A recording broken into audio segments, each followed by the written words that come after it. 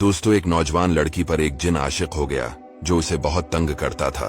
कहानी कुछ इस तरह शुरू होती है कि एक गांव में एक खूबसूरत और मासूम लड़की रहती थी जिसका नाम ज़ारा था। ज़ारा अपनी हंसी खुशी जिंदगी गुजार रही थी, लेकिन वो नहीं जानती थी कि उसकी जिंदगी में एक ऐसा मोड़ आने वाला है जो सब कुछ बदल देगा।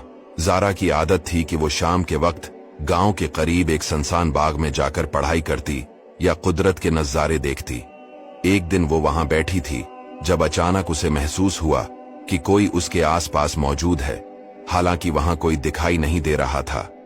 कुछ दिनों तक वही अजीब एहसास इसके साथ रहता, जैसे कोई उसे देख रहा हो। फिर एक दिन ज़ारा के सामने एक साया जाहिर हुआ। वो एक जिन था जो उसकी खूबसूरती और मासूमियत से मुतासिर होकर उससे मोहब्बत करने लगा था।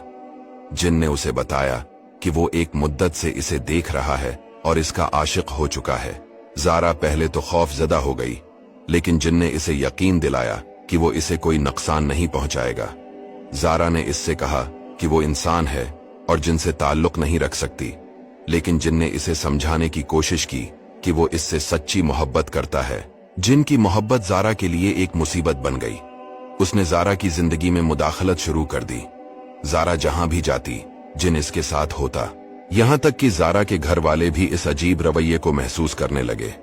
ज़ारा ने एक आलिम से रजू किया और उन्हें अपनी कहानी बताई।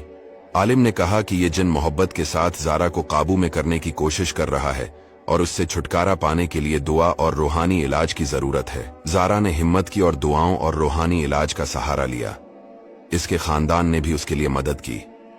जिनको एहसास हुआ कि ज़ारा उसके साथ कभी खुश नहीं हो सकती और इसका हकीकी सुकून इसको आजाद करने में है।